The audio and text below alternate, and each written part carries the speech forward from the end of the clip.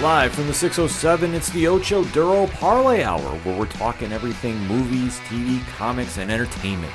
Join in the conversation on social media with the hashtag ODPH, because here we go.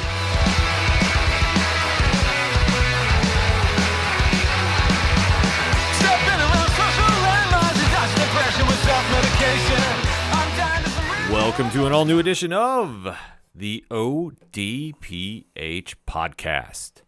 What is happening, everybody? Thank you so much for joining us this week. My name is Ken M. Joining me in studio, as always, you know him. He's the co-host. He's the statistician to the stars. He's the man of 1,008 aliases. His name is Padawan J. Let me talk to you. And boy, we have a lot to talk about in the land of movies, TV, comics, and more. You are tuned into the entertainment edition of the ODPH. And we definitely like to keep those conversations rolling after the show. So, Pad, where does everybody go? ODPHpodcast.com. Right on. Swing on over to the website. Check out all the social media links. They're all updated. Everything's on point right there. Check out the TeePublic store link. Check out the blogs. Check out the classifieds, which has friends of the show, such as 3FM Podcast, Dragon Master Games, Nerd Initiative, and many more. Check out the directory. Pad, how many providers are we on? We are on 559,411. And who's your source? Trust me, bro. So wherever you're listening to the ODPH on. First and foremost, thank you for checking us out. Leave us a review on your favorite podcatcher. It definitely helps the algorithm of the show, gets more people involved, and boom, that's how we grow this thing, and that's how we've been doing it for almost 8 years now. Yeah. Scary to think. Crazy. Last but never least, we have a fantastic music show or showcase there. On the link there, you can click and you hear the music you hear on the show each and every week and on 607 Podcasts, Network of Families, and Nerd Initiative too. So you can definitely hear about Brian Wolf and the Howlers, Second Studer, Tom Jolu, Floodlands, and always, always, always remember, shout out the robots. Mm-hmm. So wherever you're at, check it all out. Talk to us about the shows, and if it's anything and everything that is the ODPH that I might have forgotten, you can find it at odphpodcast.com. And remember, if you're using hashtags, why not use the hashtag ODPHpod? Kicking off this very extra-sized edition of the show, we have to say goodbye to one show for now before we welcome another one back. And the one that I think everybody has the biggest buzz around, at least the fans we have talked to, has been for the season finale of a return to greatness for the Devil of Hell's Kitchen. Ever since this show was announced that it was returning from cancellation from Netflix into the Disney Plus family, there has been a lot of question marks about what we're going to get concerning the adventures of one Matt Murdock, a.k.a. Daredevil. And the Marvel Comics character had been announced that it was returning. There's been rewrites, there's been recastings, there's been X, Y, and Z, but we do know that Charlie Cox has come back to the role of Matt Murdock. We know Vincent D'Onofrio is back as Wilson Fisk. Deborah Ann Wall and Eldon Henson have returned as Karen Page and Foggy Nelson, respectively. Wilson Benthal is back as Bullseye. And a new mix of characters have been brought in to recapture that Netflix Defenders vibe, but make it Disney-fied, if I can use that word. And we weren't sure what we were going to get. The trailers had looked great. The season kicked off to much rave success. Only a few flaws that we found here and there, but now we are at the season finale. So that being said, we are going to break down the season finale of Daredevil Born Again, entitled Straight to Hell. Now, if you're new to the ODPH, what we'd like to do is give you a spoiler-free statement on what we're talking about. After said spoiler-free statement, we give you a countdown. And then, much like The Clash, do you stay or do you go? That's the question you have to ask yourself. Because after that countdown, Pat and I deep dive. We go into spoiler talk. We break down theories that might ruin the show for later for you. We really go and break it down in every single aspect that we can for you, the ODPH Society. So if you don't want to have it spoiled, well, that's simple. Just download the episode, catch up, and then jump back into the timestamp. Because once we get rolling, we don't stop. And we don't want to ruin anything for you. So that said, Pat, give me your spoiler-free statement on Straight to Hell. Fantastic episode. Probably the best one of the season for me. As we record, I'm going to rewatch it at some point, see if I still feel the same and rank them then. The easiest comparison I can make with this in terms of how I felt by the end of it, not necessarily Infinity War levels of, oh my God, but I would say definitely, I wouldn't go that far. Definitely Empire Strikes Back, though, in that You get to the end, there's a little bit of hope, but it's surrounded by so much, oh my God, like, with what happens, I'm trying not to spoil it, but with what happens, you're sitting there going, oh my God, like, this is the worst possible outcome. It's a fantastic episode. It left me at a point where I very quickly realized, and when I say that, when we were getting towards the end, I didn't, keep an eye on, where I was in the timestamp on this show. I didn't keep hitting down on my Roku and this and that. But like we hit a point in the show towards the end and I realized, oh my God, like this is where it's going to end. And there was a pit that opened up in my stomach that I'm like, this is like Empire Strikes Back level of despair. Like, how are you going to get out of this? How is this going to resolve itself? Where are they going to go from here?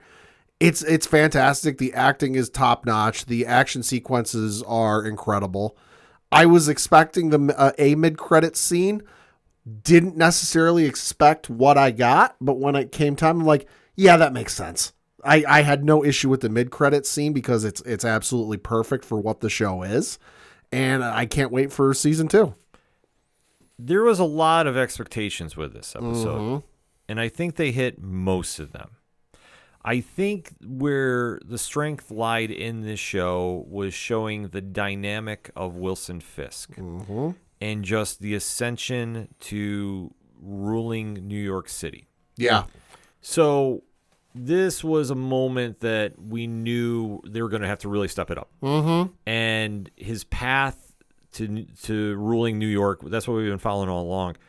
And to see where it finally ends up with this episode, it's the real driving point of the true power of the Kingpin. Yeah. So that said, I did like it. Was I in love with it? No. And maybe it's because of how it ended. And there's a sentence that is said that when I heard it, I immediately thought of a Daredevil story that I've heard rumors and rumblings. Okay. And if they do this on the big or on the small screen, I think it's a mistake. Okay. So I am a little bit cautious. Okay. However, with who else was appearing in this episode, I really thought they set that character up perfectly for where they are going now. Did I feel they needed that bonus scene for it? Not necessarily, but I'm not mad about it. It's a great ending. It's a great ending for that character's point for now. Yeah. However, though, I would have liked to seen another bonus scene involving something else. Sure. I kind of feel that when we got to the very, very end, we already knew it was coming. So it's like, why are we doing this? Sure. But all in all, I got a hunch I know why they might have just done the one. I won't say it here, but I'll reserve it for when we get to that point. That's fair. The other thing I do want to say is if you are listening to this and you haven't watched the show for whatever reason, you're too busy, life, you're hesitant because, you're afraid Disney's going to tone down, the show from what it was on Netflix. Don't worry. No. There's I won't say what, but there's a moment in this episode that is more violent than anything they ever did in the 3 seasons on Netflix. Yeah. Yeah, that's all I'll say. Exactly. If you're worried about that, they would have Disney-fied it. They toned it down. They didn't tone down anything. They didn't tone down nothing. They didn't tone down anything at all, and it is well worth the watch. But if you are of weak stomachs, Game of Thrones didn't even do this. There might be a moment. If you know, you know. There might be a moment you might be in a little trouble. But that being said, though, we have a lot to deep dive into about. So, Pat, in 3, 2, 1, let's go straight to hell. Jeez. A highway to the danger zone there. No, like I said, I thought the episode was fantastic. I liked it. It left me with a sense of dread and impending doom, given the sense of hopelessness at the end, but there is that little bit of, much like Empire Strikes Back, where it ain't good. Things aren't necessarily in a good place. You remember that movie, Han Solo's frozen in carbonite on his way to Jabba the Hutt? So it's like, oh my God, like, how are they going to get out of this and how are they going to rescue Han? Will they rescue Han? I know that was a question at the time. But this one certainly leaves me in a place of just, I couldn't believe the point it had gotten to and just how quickly it escalated. And I don't mean that in a bad way. I just couldn't believe how fast the foot went on the gas pedal and it accelerated from where it was to like that level of insane. Mm-hmm. And with the ending, it left me in a point where I'm like, I hit a point where I'm like, oh my God, this isn't going to get like, I know there's season 2 and I know it's basically 2 seasons. It's 1 season, but they're splitting it in 2. But I still hit a point where I'm like, oh my God, they're going to end this like in a really dark place. And it was a brilliant place to end it. Well, I think they needed to end it in a dark spot. Sure. If there was any hope or light at the end of the tunnel, it's gone now. I don't think it would make sense to do a second season per se, like as they're going to do back to back. Like we knew ahead of time they were going to divide this up. Yep. So that being said, we knew where things were going to be heading, albeit though we took a very roundabout turn in one aspect. Okay. And where we divulged a lot of this episode, even though I am not mad about this. I hope this is coming out very clearly. Right. I am not mad we had as much Frank Castle in this show as we did. We went how many episodes without him? I'm not mad. I'm not mad, but this kind of felt like we were setting up his show at the expense of the finale. Aren't they doing a special? Yes, they're doing a special presentation a la Werewolf by Night. Right, okay. So they're doing a Frank show. I would imagine that comes before season 2. That's the only thing I don't know. Like, it either comes right after or comes... It's going to be in this timeline. I do know that. Right. Because I know there was some question online, too, if this is going to happen before or after. I'm like, it's happening after. So, that said, I thought we spent a lot of time on Frank Castle. But at this stage, too, I think there was a couple things that could have been a little tighter about involving Matt Murdock. But the one line they say at the very end made my skin crawl. And not for a good reason. Because I know this story. I'm not a fan of it. And it's going to be messy if they try pulling it off. But I do like that they tied up a lot of elements. And they did this right from the jump. Because we do a time rewind a year prior. Yeah, we fill in some holes. Yep. We knew the holes, but it just confirms it. Right. We had the official confirmation that Bullseye was hired by Vanessa Fisk. And was bailed out of prison by Vanessa. Yeah, so Ayat Zerl, who's been crushing the role the entire season, they have this very cool one-on-one and basically says, I need you to take out Foggy Nelson and his client because they're going to expose what we're doing in Red Hook. Yeah. Which is tying back into the whole Doc story that has been happening this entire season with Wilson Fisk. So they do this, and the reward is Bullseye is free to his old life. Yep. So, and it's not stated how he gets this pardon. I don't think Fisk is mayor at this point. No, he's not. So presumably they pulled some strings. They know some people, which is, believable. Oh, it's completely believable. Yeah. They don't have a judge in their back pocket. I fully believe they do. It's the kingpin. It's not a if they have a judge, it's how many. Exactly. So, like I say, I can understand that aspect.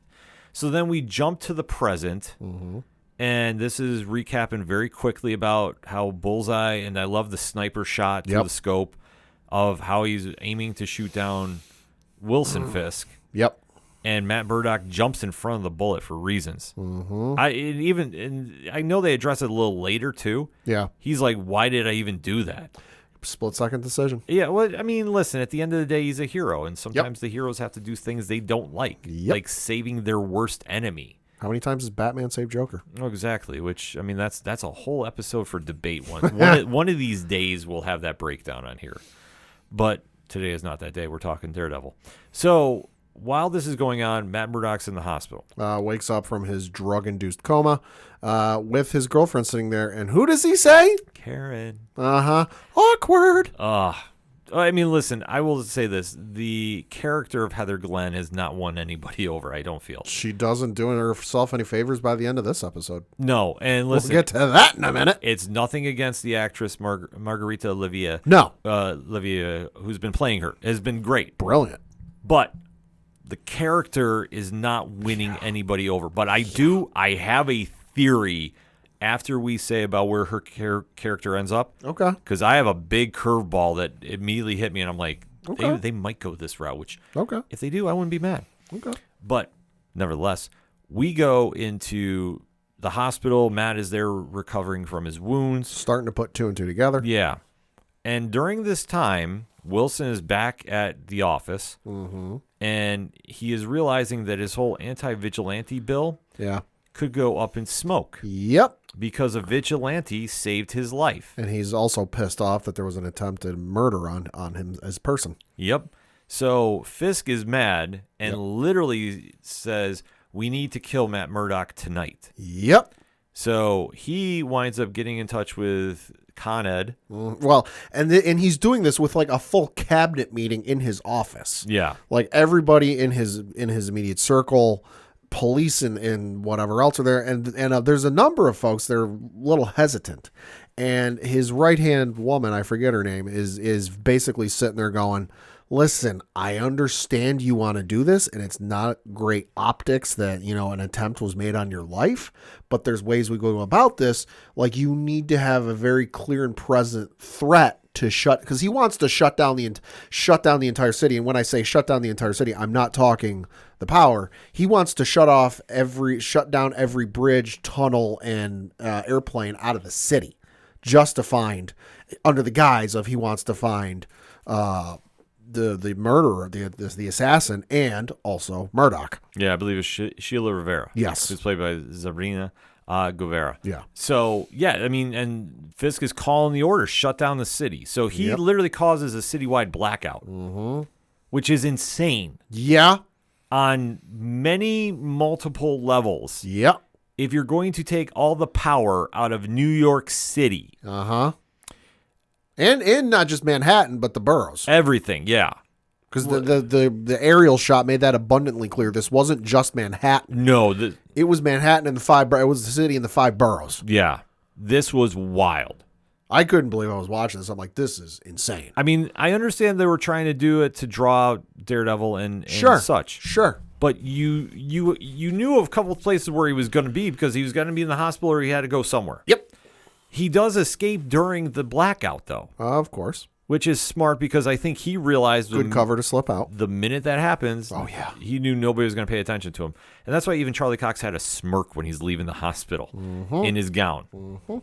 So it is wild to see this play out. He winds up going back to his apartment, and lo and behold, somebody is there waiting for him. His BFF, if you will.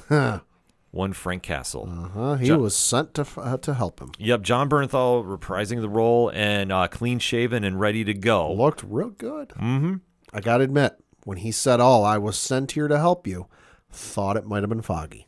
My first reaction was, oh shit, it's Foggy.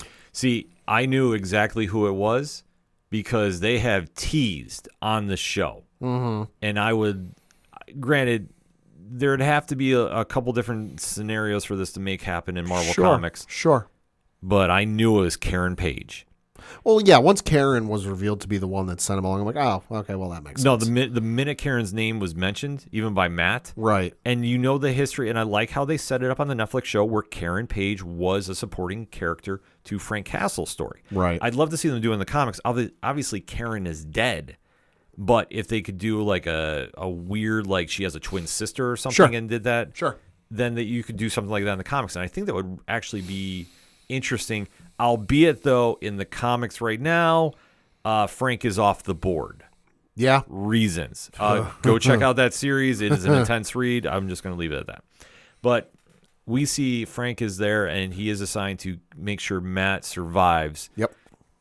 Because he knows the AVTF, the Anti-Vigilante Task Force, who are all wearing those fine Punisher shirts. Yeah, they were semi-hiding it before. They ain't now. Right.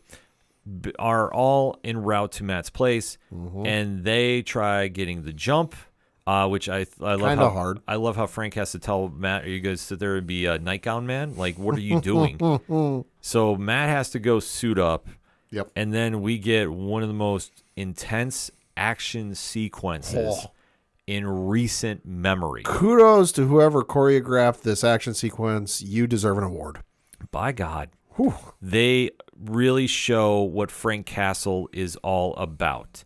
And he is messing people up. Yeah. Like, there is no holding back on the brutality, the violence, the blood. No. Frank is in his element. At one point, you see him smiling, which I'm just going like, this is the Punisher. You mean he loves punishing evil doers. So it wasn't so much him being sadistic. It's like he finally is letting loose, and whatever his mission that he's been on in the shadows, I think is tying into this a little bit. Mm-hmm. So he's now able to let loose, and he is absolutely dropping some bodies. Oh, yeah. In every single fashion, even though Matt is trying not to cross that line. And even there's a very cool shot. Well, I know you were fond of one that you said was the most brutal thing you've seen involving this. Oh, yeah. Well, it was with the mayor. Oh, okay. It was the mayor scene later. Oh, later. Okay. Yeah. But during this fight scene, I think when Frank whips out the knife. Yeah. And unalive somebody. Yeah. It is brutal as brutal can be. It is one that I don't think anybody that has ever read a Punisher comic was ever shook up about. I think if you're a pop culture fan, you might have been taken aback a little bit, but this is Frank 101. Mm-hmm. And he had no qualms about emptying clips into people. Like, this was just him going wild, as he is, because he's literally a walking force of nature. Pretty much. During this, though, he does wind up shooting one AVTF officer in the hand, and you got to keep one of them alive to get some answers. Well, he pins him against the wall because he finds out via Matt that the bullets that this officer is using have the Punisher insignia on it. Where have we seen that before? Mm-hmm, because this is the same officer that killed Henry Ayala. Mm-hmm. And so when you see that the White Tiger's murderer is now in the possession, or Hector Ayala, I apologize. You see that they now have him, and it's Cash North. This is where business goes, and Cole North and Matt has to make a choice. And it's funny because right before they capture him or they have him pinned down, Matt says to Frank, like, he basically tells him to like tone it down, like, don't kill anybody, like we can't kill. And then he gets a hold of this guy. This guy finds out what he did and finds out who he did. And I'm like, well, we're about to put what you just said to the test, because if you wanted to beat him senseless, I would understand it. It's a question of morality. I mean, it's the fine line Daredevil walks. Yeah, like that is the one point that we all need to remember with him. He is literally one moment away from crossing the line and becoming the Punisher every time he's out, because he walks that fine line. It's a weird paradox, but you have to think about it. It's like the devil on his shoulder is pushing him forward. Mm-hmm. So he has to fight back every time. And it's like the conflict of faith in him that makes him such a compelling character. This is the moment it was pushed. Yeah. So he does not kill him. Nope. They do wind up escaping because we do find out Karen Page is the one who called in and the favor to Frank to save him. And then they wind up escaping because once they know Bullseye is on the run. Right. Everybody's in hiding. Well, and then Karen starts being the sense of reason that Matt's been lacking for most of this season. Well, because he starts telling her what's going on, and she's like, "Okay, well, why don't we go look? This is where all the information is." And he's like, "Oh my God, why didn't I think of that?" Well, because the one thing is Matt has been so consumed with guilt. Yeah, over Foggy and lately flying off the handles. Well, that's the whole point, because he is not somebody that adapts to change very quickly. No. And with Wilson Fisk now being mayor, he is literally walking on eggshells. Oh, and he's got horse blinders a little bit. Oh, yeah. Well, his girlfriend is not helping matters at the time. Yeah. So, yeah. But he's slowly getting back into the form. But Karen has always been that guiding voice to him to a degree. So is Foggy. Mm-hmm. So when he has somebody back, you definitely see they kind of get everything in focus again. And this is where they go to track down information about Foggy's case, because they know that there's something there. Yep. At this point, though, Frank dips out. Yep. Because Frank doesn't want to go their nice guy way. He's like, this ain't worth my time. He's like, I have my own agenda. I'm going to take care of Fisk my own way. So he separates. So we have to keep this in mind while this is going on. So they wind up getting more information, and it all starts coming to light that what the Fisks are trying to do is establish their base of operations in Red Hook, where the dock is, and this ties into Foggy's client, who they took off, they wanted off the board. Mm-hmm. And now everything's getting pieced together that they're trying to build this moment in Red Hook. Mm-hmm. And this is one, I mean, Pat, when you're seeing this unfold, like, what's going through your mind? Well, once it starts unfolding, once they start digging into like what their obsession is with this, I couldn't believe. Like, I can believe that they would stoop this low to go the criminal way about things, but just the level at which it was being established, like, oh, this isn't just some underground, off the books, black site that they're trying to work through. That it's someplace that, like, it's exempt from government control. Like, you don't have to pay taxes. You don't have to report anything. You set your own price. You do whatever you want because of the way this is set up. I'm like, holy hell, like, they're awful people, but this is kind of brilliant in a way. Well, that's the one thing about Wilson Fisk. He is one of the most ruthless but yet brilliant minds in the MCU as far as it comes to building an empire. Yeah. Like, his tactics are not that of Doctor Doom, but he is in that conversation. Yeah. He's not super powered per se. There is something they did touch upon in the comics, which we'll get to in the moment you're referring to earlier. But he is somebody that has a very keen mind for business. Yeah. And he understands if he can establish what is presumed to be a city-state, basically his own jurisdiction, his own little slice of heaven, so to speak. If he can build this in Red Hook, then he literally becomes untouchable. Yep. Like, he is what Doctor Doom is in Latveria. So he is understanding the big prize here. But now that Matt Murdock understands this, and so is Karen Page, and everybody is piecing together that Foggy knew something. That is where things are very interesting for next season because of how that eventually plays out. We, though, shift to two other stories while this is going on. We go back to Frank. Yep. And Frank tries going through Red Hook by himself, and he is taken out by the AVTF. A little bit overwhelmed. Well, they had an idea he was coming, but this has been the base of operations that has been going on with everybody. Advantage in numbers. Yeah, and Frank goes in there. Albeit, though, I thought what was kind of interesting, but yet I want to hear your opinion as well as our listeners. Sure. They did not try killing Frank. No, we know they idolize him. Right. Because, they're using his logo on tattoos and merchandise.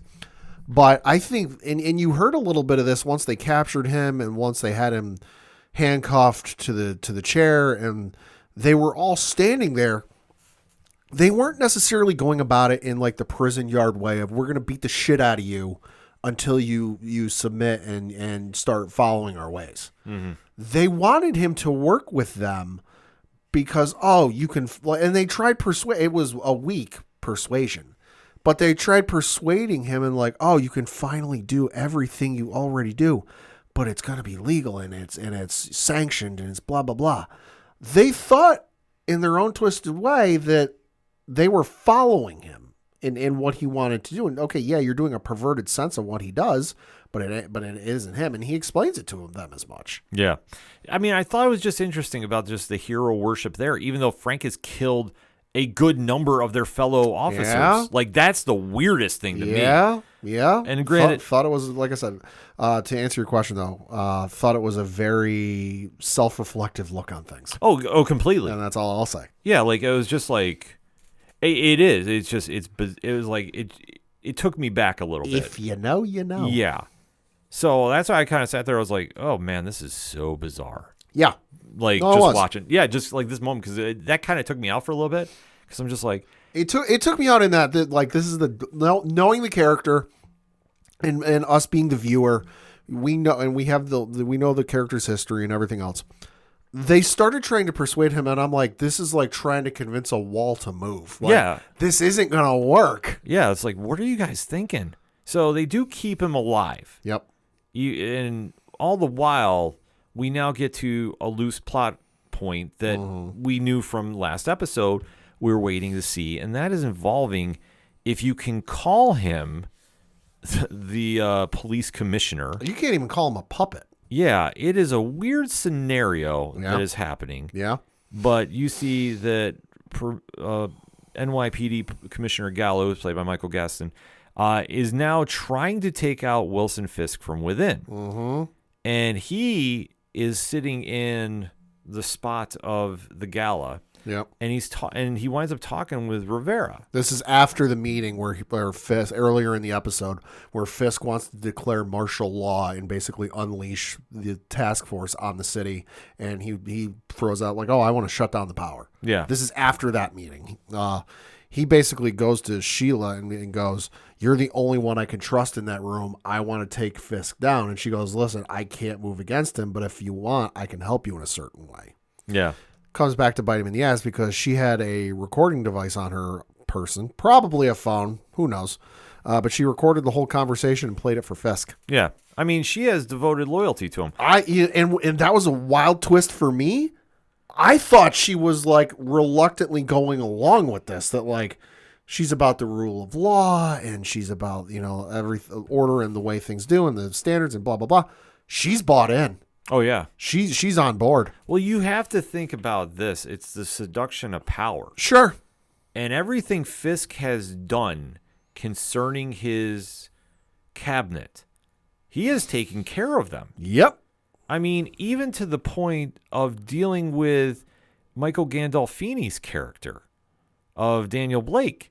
When he screwed up, he's been so loyal to Fisk. Right. Fisk hasn't retaliated against him. So I think, the seduction of power is there. And this is now showing about Fisk's hold on the city and the people behind it. Because what they wind up doing is taking Commissioner Gallo to that certain place. Yeah. And he's surrounded by a bunch of his loyal soldiers, if you will. Some are starting to show some reluctance. Yeah.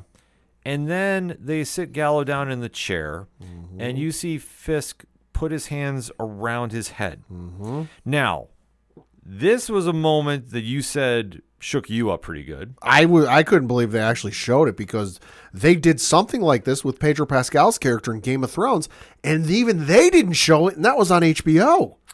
What they did is they showed Fisk crushing his skull. Uh-huh. Now, I will say this. I was very pleased they showed this. Now, not for the brutality and the death, but one thing that has been a staple in the comics, and it's very rarely talked about. So they did it in the Ultimate Universe, the original Ultimate Universe. Right. Is he has extraordinary strength. He's not like a Hulk or anything. Right. But his body mass can withstand punches. It's endurance. I'm not going to say it's a power, but it is. He's deceptively strong. That's why you always see that iconic moment where he has Spider-Man in a bear hug way back when. Yep. And that's why you had it with Daredevil too. They've toyed with displaying that he can control his mass. Yeah. And use it as in a hand-to-hand combat, even though he never does. Yeah. I love the fact they showed it here. Yeah, like I said, didn't necessarily shock me that it happened. I figured we would see something of that sort.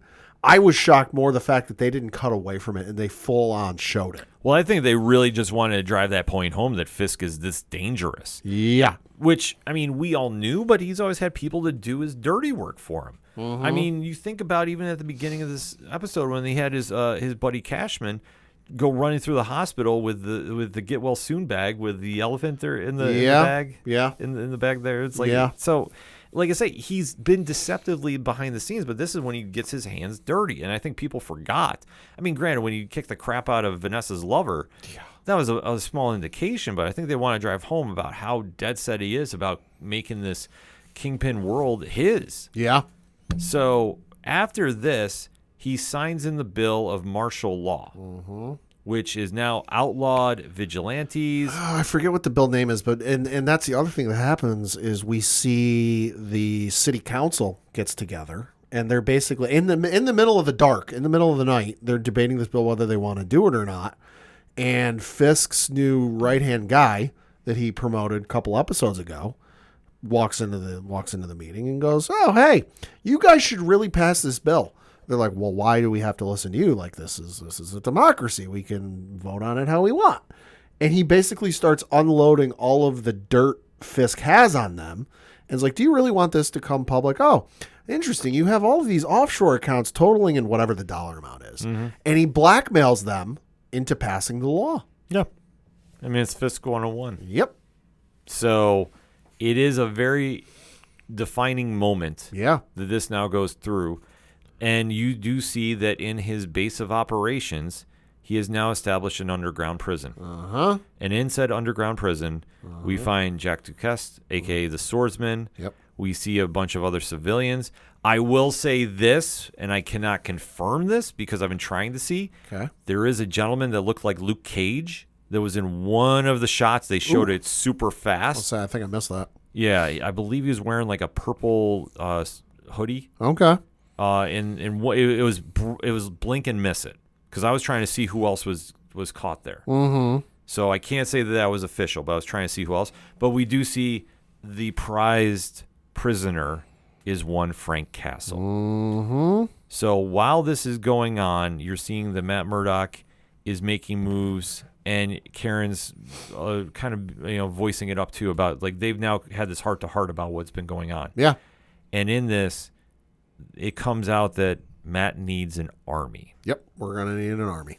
So you see that there's a bunch of good police officers. What's left? You see Cherry. You see a few other notable names that are there that have been allies throughout the show. There, Angie Kim. Thank you. That's who I was trying to remember too. And also Josie, because they're in the bar before it's closed down. Yep. And you just hear that voice saying, "We need an army." Mm-hmm. And it fades out with a very cool camera shot, looking through the window, through the newspapers, and it's Daredevil in a suit, and it's flashing red to black. Mm-hmm.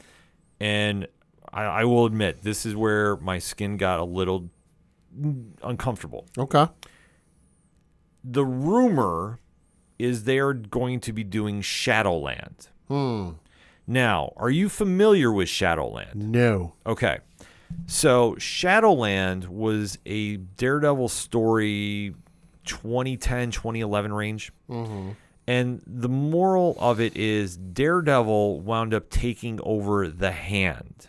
It looks like the first issue came out July 2010. Okay. So he wound up taking it over and more or less was trying to use the Hand as his police force to fight back against the Kingpin and basically anybody else who crossed him. Like he more or less set up Hell's Kitchen as a no man's land. So basically it was him running it. And eventually he was possessed by who is the head of the Hand, and as a character known as the Beast, who is basically a devil. Right. And in this, like, he becomes more violent. He kills Bullseye. Right. Like, there is a very noted panel that there is nothing left on the table. Like, he crosses that line. And it takes the other superheroes of the street level variety. We're talking Iron Fist, Luke Cage, Moon Knight, Spider-Man, to take him down. Because I'm looking at the main characters on the Wikipedia page for this. It's quite the cast of characters. Oh yeah, like it was a very interesting story that they did. Yeah. Because when he comes back, because he's been away, and I believe this was like around the Dark Reign time too, if I'm not mistaken. Christ, they got Wolverine involved in this. They had everybody. Yeah. Like they literally had everybody involved in this.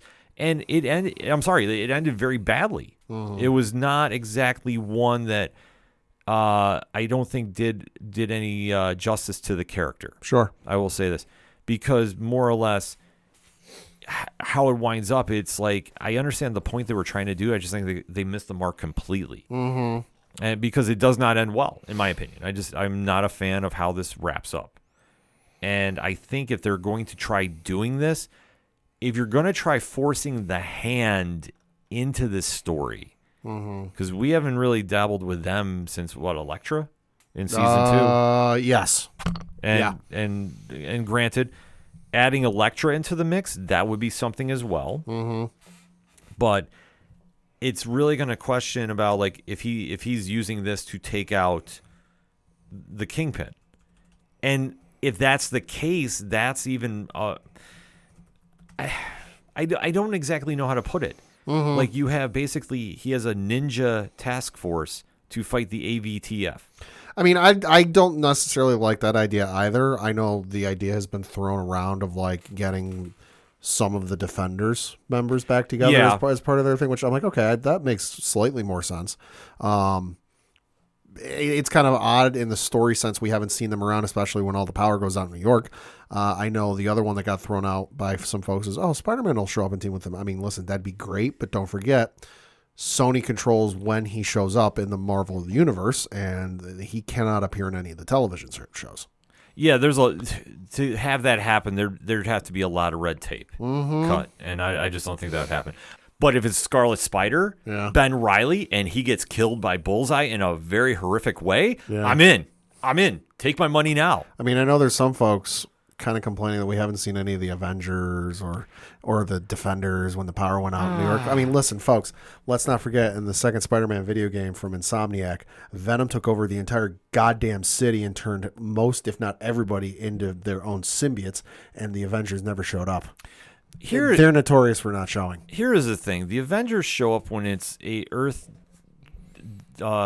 cataclysmic event. I'm trying to think of a better way to put it, but listen, it's the same reason the Justice League doesn't show up when a city goes out like that. Yep. Like, it's overkill. There's reasons they get together, because when they have to go fight something, it's on that Omega level event. It's like calling in the military to get a cat out of a tree. Yeah, exactly. Kind of overkill. Right, but they have enough street heroes in New York that they don't need to. It just depends on who they want to plug and play in this mix. Now, is this a great way to introduce some of the other Defenders? Yeah. Oh, sure. Would this be a great way to bring Moon Knight back in? Sure. Yeah. Moon Knight would make a lot of sense. I'd love to see that happen. Or bring in the Daughters of the Dragon. Sure. Misty Knight and Colleen Wing. Sure. I think you could do this. Like, there is those options you can play around with. But I just think for the overall that they're trying to do, if this is the way they go, sure, I think it's a bad idea. I think it's real bad. Yeah. I hope they don't go that way, just because it honestly sounds like fan fiction. Well, that's the whole point, because when they said an army, everybody immediately thought of this. But I'm like, you have to remember how this story ended. Not well. I read the synopsis. It was not good. No, listen, I'll be very honest with you. I do not have nice things to say about this.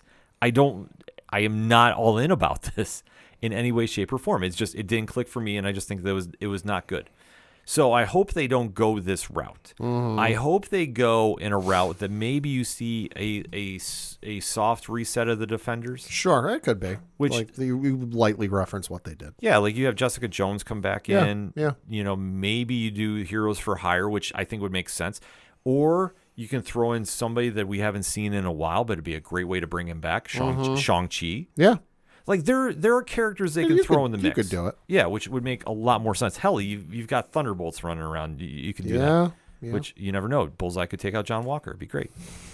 Or even the Sentry. But listen, I can't wish for that much. Right. But nevertheless, that's how it winds up with Matt Murdock saying this goodbye. Albeit, though, there is one point that we forgot to mention, but it is noteworthy. Yeah. That Matt's girlfriend, Heather, well, I should say ex at this point, let's be honest. Well, yeah, that relationship ain't lasting much longer. So Heather becomes the mental health commissioner. Meets up with Fisk after the power gets turned back on. It's the next day. He has this whole speech about how they endured. He throws the former commissioner under the bus. He doesn't say he's dead, but he does say that he abandoned his post and left the city to their own devices. So, you know. Yeah, there's a lot that they have going on here, but especially with the loyalty that he's demanding, and especially with one point that I know we didn't bring up, and that was about Heather now becoming the mental health commissioner. Yeah, so this happens after the power gets turned back onto the city. She goes in for a meeting with Fisk, and he offers up the position to her. Now, I think they did this again in the episode, or maybe she remembered back to it, with Matt warning her about Fisk and anyone tied to her, and like, listen, you need to keep your distance. Nothing good is going to come of this. And she's got all this in the back of her mind. He offers her the job, and she's like, okay, yeah, I'm on board. Oh, yeah. Well, she's bought in. Plus, she's mad that, he's saying Karen. Yeah. Yeah. And she is not handling that very well. No. Obviously. And now with her siding with Fisk, who knows what is going to be revealed here. Well, and let's face it, she kind of showed who she was a couple episodes ago when she lumped Daredevil and Muse into the same circle. Yeah. That they're equally as bad. Yeah. So it will be interesting to see how her story plays out, because originally, I forgot, Typhoid Mary had appeared in Iron Fist. Okay. But I thought that'd be a great way to segue her back in and have her take the mantle. Right. Or maybe that we'll find out that, there'll be some connection there. Because I think that she has to have a bigger role than she does. Right. But nevertheless, we get to the bonus scene. Uh-huh. And this one, Pad, why don't you take this one? So this is the one. This takes place in the black site off the grid jail cell that Fisk has got running. We see one Frank Castle sitting there, and he's talking with one of the guards there, and he's all friendly, like, "Oh, good to meet you. Thanks for doing what you do.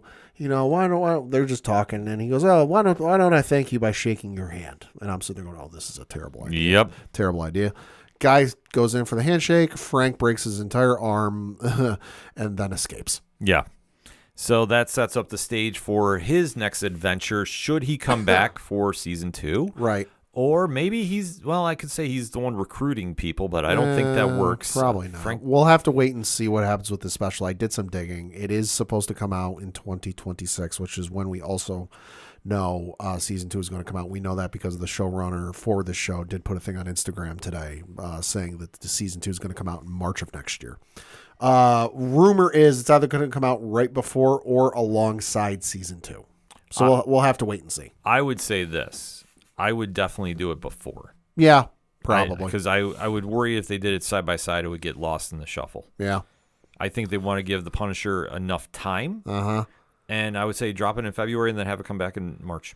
Yeah, I'm all right with that. I think that would be the smart play to do, pending if there's another movie or anything on the slate coming out. Right. But we'll have to wait and see about that. But overall, it nailed its mark. Yeah. It did what it needed to. Like I say, I am more concerned with Shadowland being a thing. I don't think they're going to go that far. I hope not. But, I mean, granted, that's a quick get-out-of-jail-free card to get Foggy back because the hand does resurrections. Yeah. So this is not to say it's completely out of the realm of thought, even though I'm still sticking to my guns. The Secret Life of Foggy Nelson, we're going to have that one episode this year because... Oh, easily. Because maybe... Vanessa tried killing him, but somebody wound up saving him. And there has been points you can read the comic where Daredevil has been fooled that Foggy's heart slowed down enough that he thought he was dead. Mm-hmm. It's happened. It's comics, folks. You got to read them. They'll teach you a lot. But I think for overall, they nailed what they needed to. It was a strong episode. Great performances. Albeit though, the ending was very much a setup. Sure. And it was more focused on getting Frank Castle over at points. Sure. Than it was trying to push Daredevil's story along, sure. Which I'm not mad about, but for a finale, I wish they would have done something stronger with it. Yeah, no, like I said, I thought the episode was good. Definitely set up pretty good for season 2. Interested to see where they go. Interested to see what happens with Frank Castle. I think the reason we only got one bonus scene and we didn't get another one is that maybe adds a little too much hope. Whereas there's hope. There's not much, but there's a little bit of hope, and it's almost like, and I think this was in an interview the showrunner or somebody did with Brandon Davis. I saw, we're like, okay, yeah, we could have brought in the Defenders and we could have brought in Spider-Man and we could have done all this stuff at the end when they say, oh, we need an army, but that almost sets it up as like, oh, we know they're going to win. We know everything's going to be okay. Ultimately, at the end of the day, we know good will win out. Fisk is going to lose. Hopefully he, is removed from office, but you want to leave it with that sense of what's going to happen. Anticipation. You don't quite know what's going to happen. Yeah, I mean, I understand that point too. We're just going to have to wait to see how it gets played out, but that's what we do here. And I think the fans are going to have a lot to be happy about. I think there's a lot to take home from this series. Yeah. That this is a return to form, and then for anybody that was worried that it was going to be toned down because it was Disney, I think anybody's fears were put to rest. Now is just going to be a long wait till next year, but I like the wait because we have a lot more content coming out from Marvel. And that'll carry us right through till we come back to Hell's Kitchen in whatever state it's going to be in. That all said, hit us up on the hashtag ODPHpod. What is your takes from the season 1 finale of Daredevil Born Again by Marvel Television and Disney+? Let's talk about it, shall we? But first, we're going to get a quick break. We'll be right back. You ever wondered what comics Mark from Valem is into? What Zach from Left Behind's favorite MCU movies are? Well, Metalcore Nerds is the show for you. My name is Sean Mott, and here at Metalcore Nerds, we cover the latest things in pop culture, whether it be Star Wars, Marvel, DC, AEW, and everything else in between. You can listen to the show every Monday on Adobe Howl at 7 p.m. Eastern, or find it anywhere you find podcasts after it debuts on the radio station. The content you are listening to is part of the Nerd Initiative Podcast Network. For more info about the home of pop culture positivity, check out nerdinitiative.com. Coming back for another segment on this edition of the ODPH podcast, and as one show ends, another one begins anew. Uh-huh. The long-awaited return of the HBO series The Last of Us finally happened. Good April 13th. Pedro Pascal is reprising his role as Joel, Bella Ramsey as Ellie, and surviving in an apocalyptic world where fungal infections are now spreading into a zombie-esque takeover of the planet. Society has broken down. Ellie might be the only cure, but it will come with a cost, and Joel is her only protector as they fight their way through this new world. First season, as we alluded to last episode, was incredible. One of the best shows they've done. I will say, arguably, probably the best video game to television adaptation. Yeah, I would say video game to television or video game to movie. I'll even go that far. Yeah, it's in that conversation because obviously the Naughty Dog video game series has been extremely popular. Getting re-released for like the umpteenth time. Yeah, and this has definitely made that transition over to pop culture. Ratings were huge for this, and there's a lot to discuss in the return. So we are going to be talking about the season 2 premiere entitled Future Days. You know the setup by now. Spoiler-free statement, countdown, deep dive spoiler talk. So Pad, that being said, let's talk Future Days. Episode was good, but I was kind of expecting a little bit more. You know, it almost felt like an episode you might see partway through a season. And not just this show, really any show. You know, but considering where it ended and kind of where I expect things to go, it wasn't bad, but I was expecting maybe a little bit more. You know, I think they played it safe here. Yeah. Because we have to remember, it's been how long since the season 1 finale? Over 2 years. Right. And we have to remember as fans, the pop culture audience attention span is very, very small. Yeah, that's true. So if you're going to jump back into an intense drama as this show, you have to ease the viewers back in. You can't go Negan and Glenn out the gate after 2 years. Season 1, episode 9, which was the season finale, aired on Sunday, March 12th, 2023. Right. So we're talking a 2-year gap. 2 years and a month. Yeah. So I thought they played it safe for this. Yeah. And it's the right call to do. And I thought we had a very solid episode, obviously establishing where everybody is now in 5 years after where we last left off. Yep. So there is a lot that was done well here. I mean, the acting was still on point as always. Yeah. So where they leave things off is very intriguing, but they're building up for something. And obviously, being only 7 episodes for a season, there is no room for real filler. Right. So they're going to hit the ground running. That said, we have a lot to talk about with this episode. So, Pat, in 3, 2, 1. Hit the rewind. Let's go Future Days. Like I said, episode was fine. Expecting a little bit more. I understand maybe why they didn't go full tilt and go crazy with it, but I was still kind of expecting a little bit more. But I still enjoyed it. I mean, like I alluded to, they have to ease viewers back. And if they went completely crazy, I mean, I could understand it because you want to capture the audience.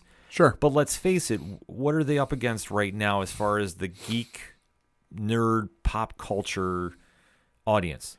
Andor is coming. Yeah. We do know that, but Star Wars is a whole different ball of wax. Stranger Things. Stranger Things is down the road. Yeah. Daredevil is wrapping up, so Marvel's having a little break until Thunderbolts comes out. Right. So they don't really need to hit the gas pedal per se. Right. So I thought they played it very smart. Albeit, though, I think they wanted to drive home that things had changed. Oh, yeah. And that's one thing I thought they did very, very well. Yeah. That this was not the same Joel and Ellie that we last saw 2 years ago.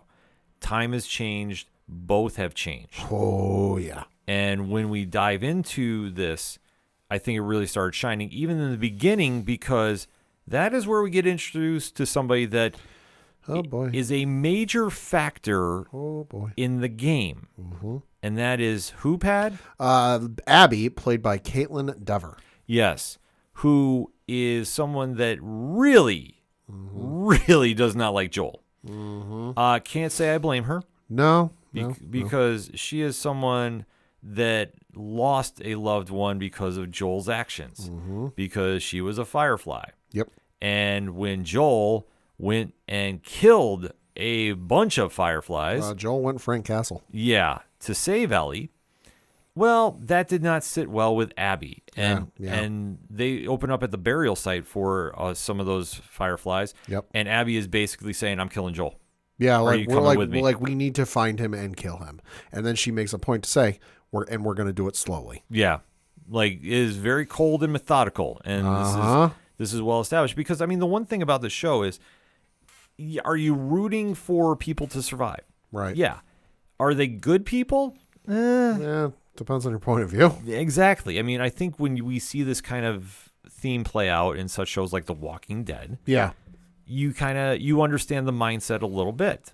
Not saying you agree with it, but No. I understand where she's coming from. I can understand the framework. Yeah, because obviously if you killed off some loved ones, and especially in the way Joel did, Oh, boy. and obviously the Fireflies believe one thing, and if you upset that vision in this world, I mean, it's going to cause some feathers to be ruffled. Yep. So that's where it kind of jumps in. So they allude to what she's doing, and then we jump to where Joel is. And we get the little title card 5 years later. Right.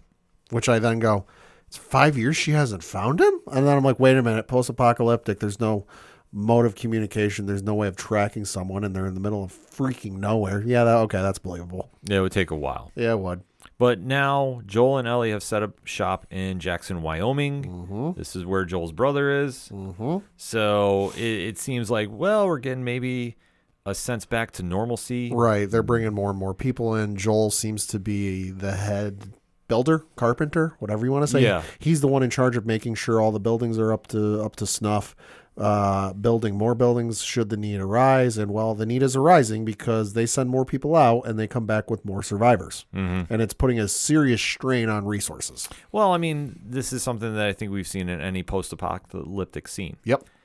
It's the end of the world. Things are not great, Yep. and even though doing good things, no good deed goes unpunished. Yep. So we are seeing that the strains are getting taken on Joel. He is seeing a psychotherapist Yep. named Gail, Yep. played by Catherine O'Hara, who is not shy about saying she's not a fan of Joel.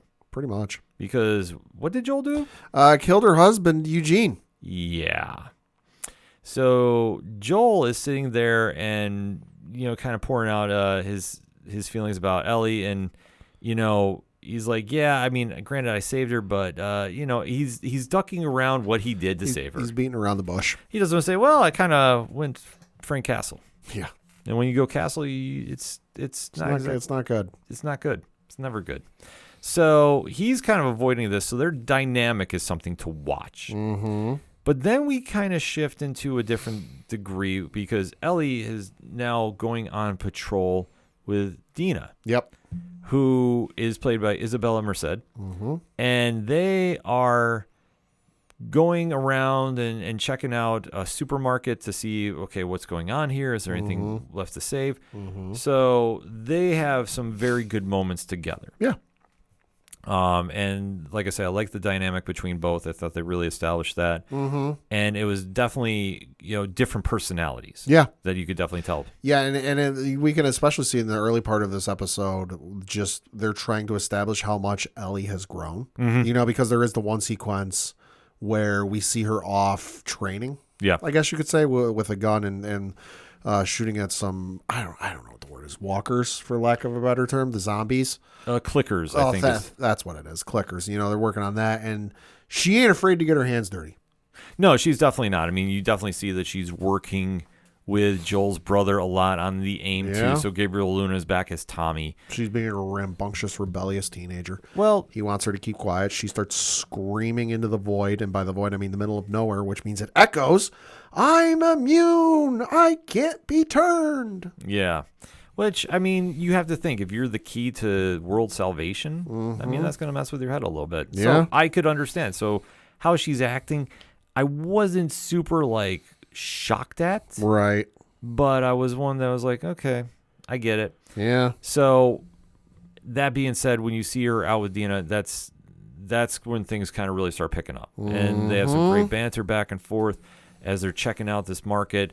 Well, you see that Ellie is trying to be very slick with her gun skills and winds up going through the floor of one of the, building. Yeah, which, I mean, makes sense. It makes sense completely. And as she's down there, I mean, they're kind of locked away. Yeah. She does wind up fighting a clicker. Yeah. And Does get bit. Does get bit. Yep. And once again, She's fine. she's fine. Has to do her own stitch work. Yep. Which was kind of interesting. Yep. So by the time Dina saves her. Has to hide it, too, because, hey, not everybody knows. Yeah.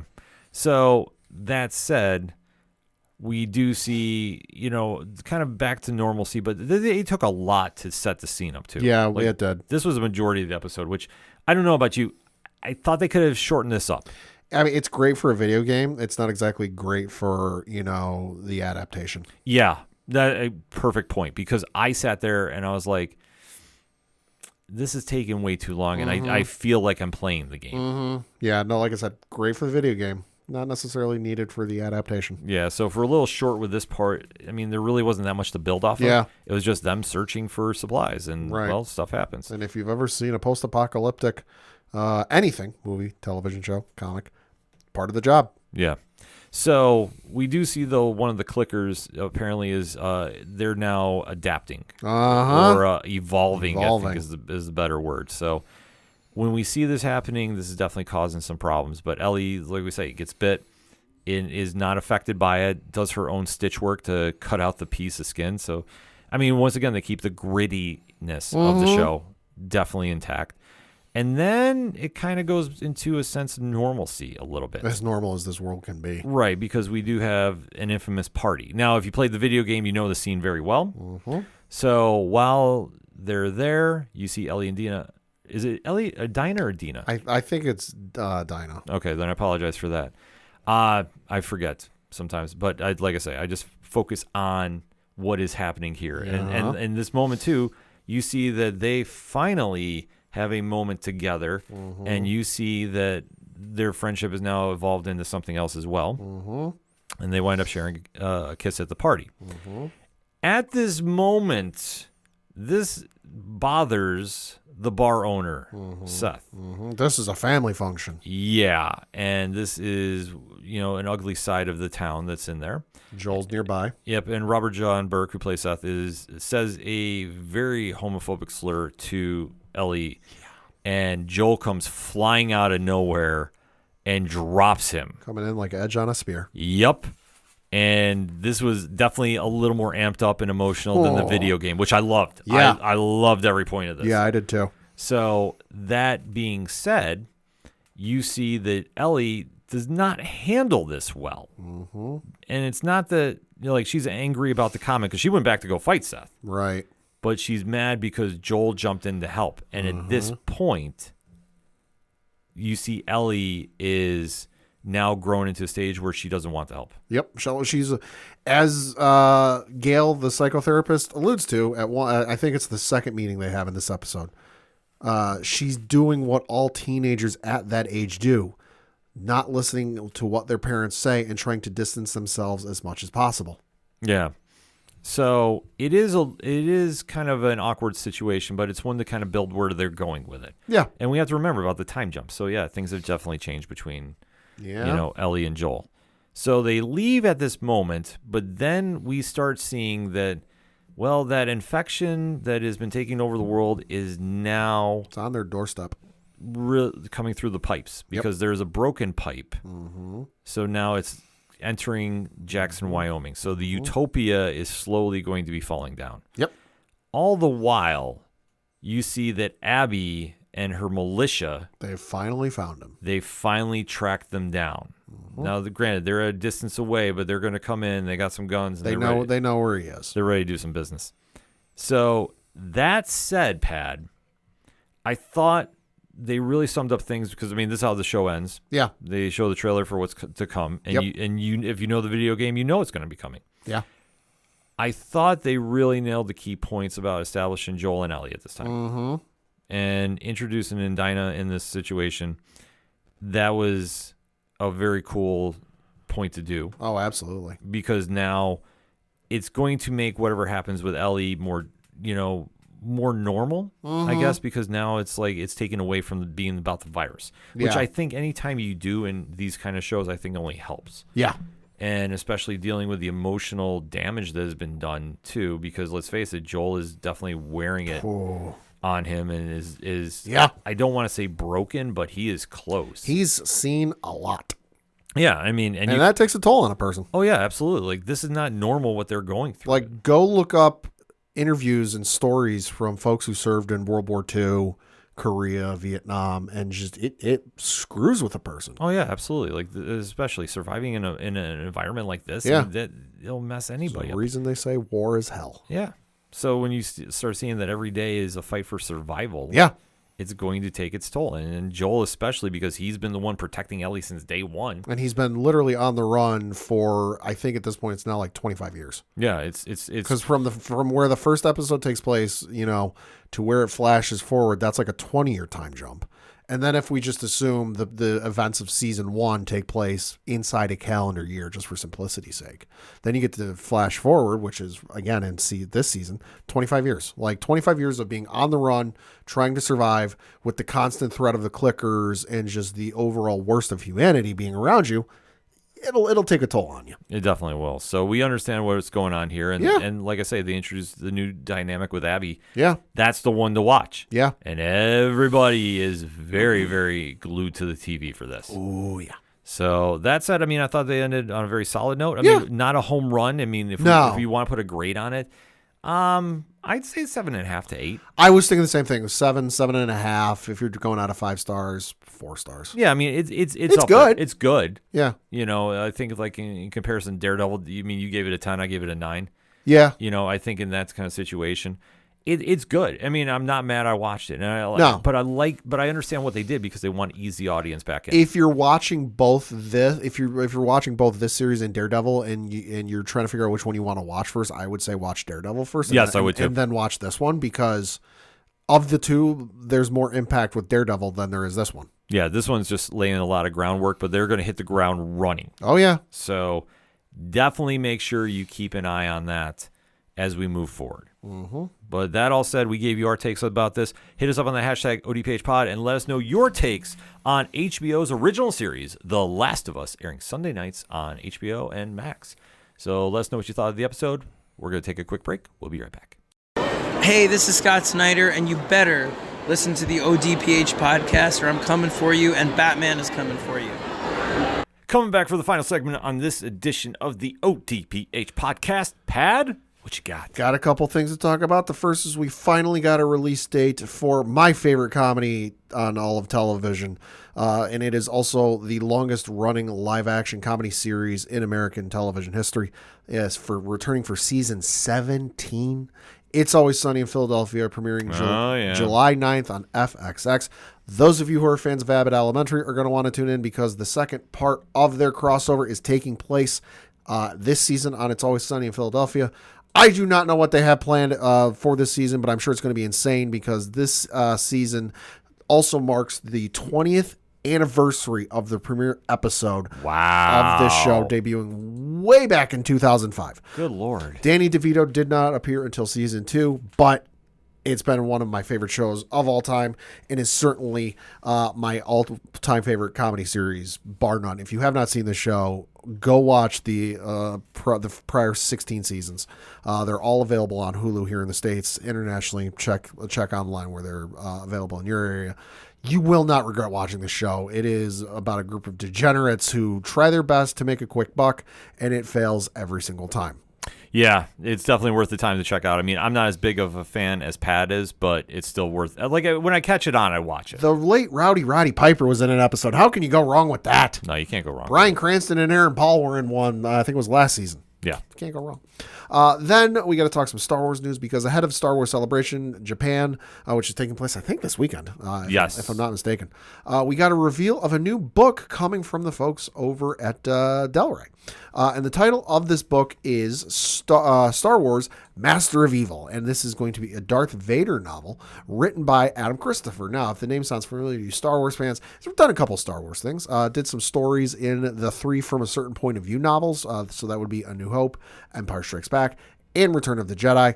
He also wrote the novel Star Wars Shadow of the Sith, which was featuring Luke Skywalker and Lando Calrissian as the main characters. Did a couple Stranger Things books, a couple Dishonored video game books.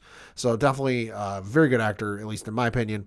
But the article on StarWars.com does go on to say, from comic runs to Star Wars Rebels, we've had a chance to see what Darth Vader was up to after the events of Star Wars Revenge of the Sith. But just how is Darth Vader's pre-Star Wars A New Hope journey? The newly announced Star Wars Master of Evil by Adam Christopher, author of the best-selling Star Wars Shadow of the Sith, chronicles Vader's haunting pursuit for the power to conquer death. They also reveal the cover, which is available online. Fan-freaking-tastic.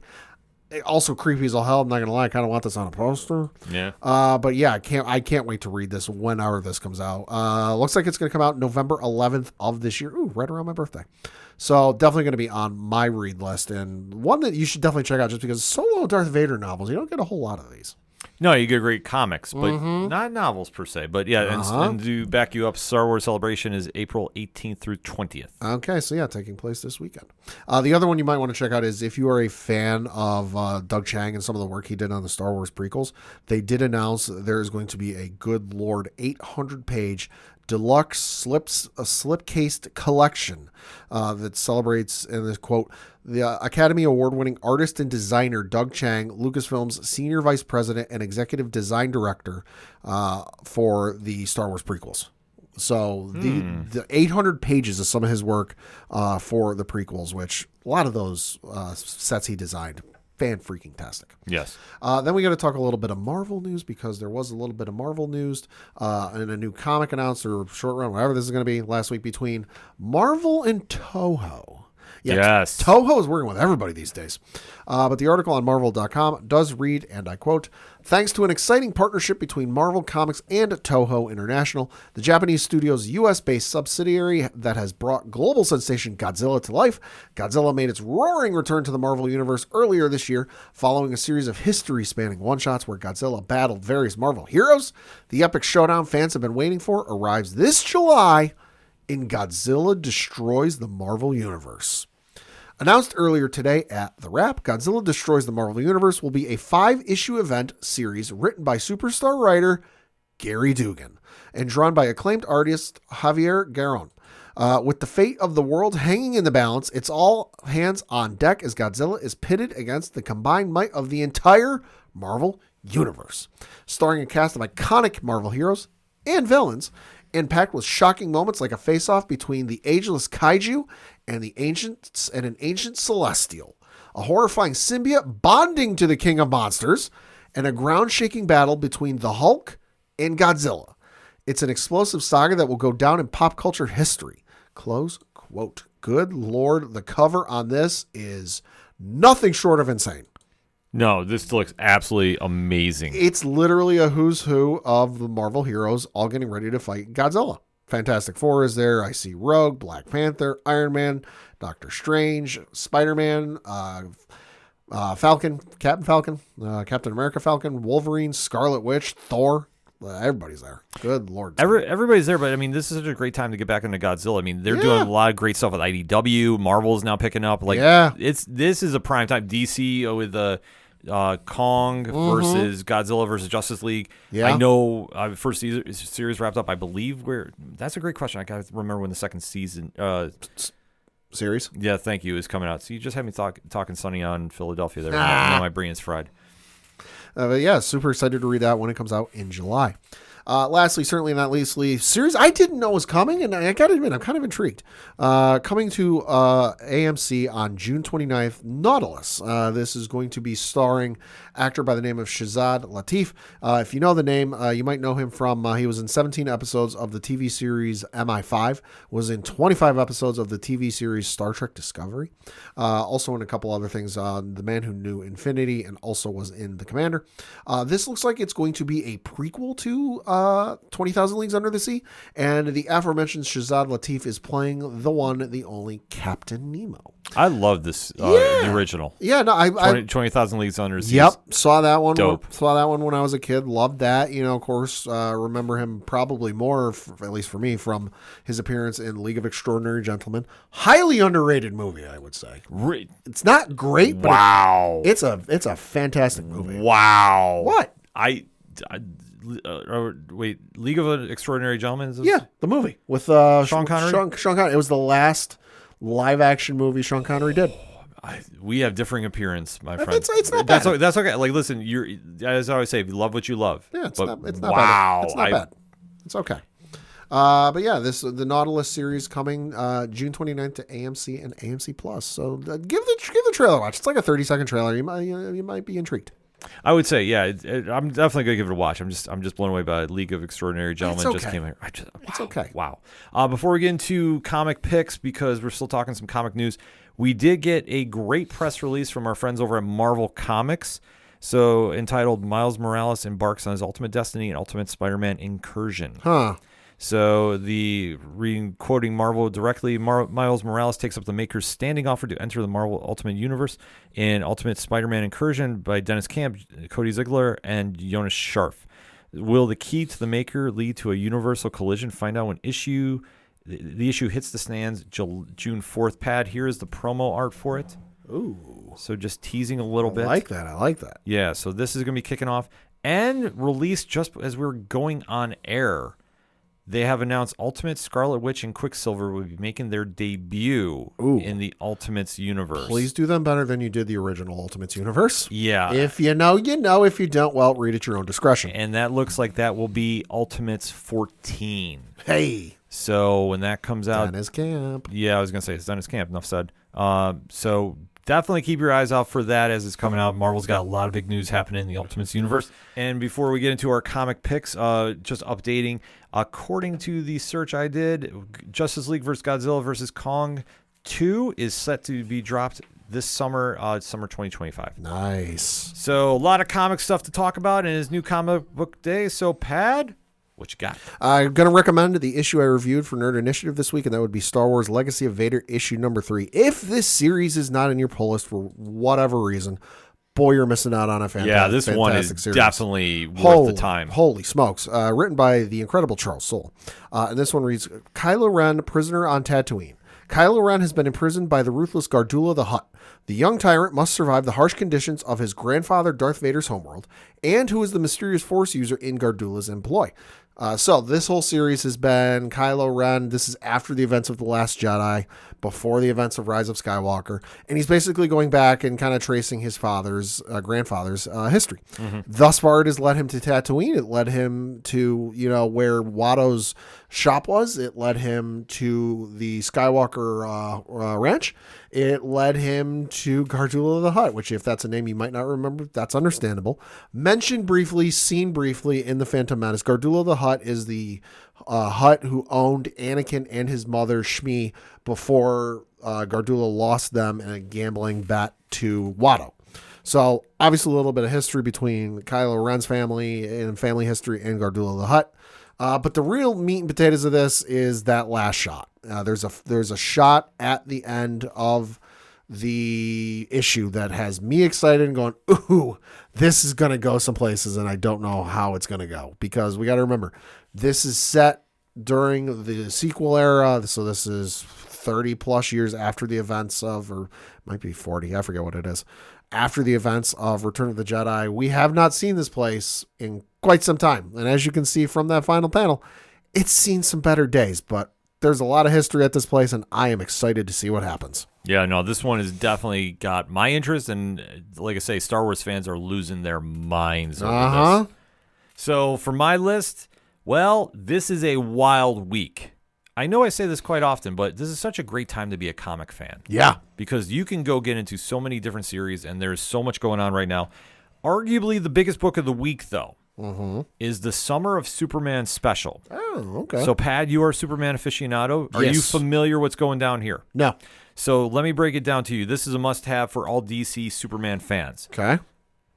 This is the wedding of John Henry Irons and Lana Lang. Wow. So borrowing a little bit from Superman and Lois. Yeah. Now we have 3 different chapters breaking this down. Mm-hmm. The writers, Mark Waid, Okay. Joshua Williamson, Okay. and Dan Slott. Oh, wow. Jorge Jimenez is on the art. And this is a very cool setup, kind of tying into Clark's past, his present, and there is a lot of setup for what is coming in the future. Mm-hmm. So if you are not aware of what is going on in the current run of Joshua Williamson's Superman, you're going to want to make sure you're caught up. But the last page of this book is going to have a lot of people talking and a lot of excitement for what is going on at DC. So I dug this issue. I thought it was a really cool setup, especially as how it starts off. It definitely finishes a different way. It's a very cool perspective on Clark, especially going into arguably the biggest Superman summer in recent memory with a movie coming out. So there's a lot of great things to be enjoying about the Superman lines. So this is one you want to make sure you keep an eye on.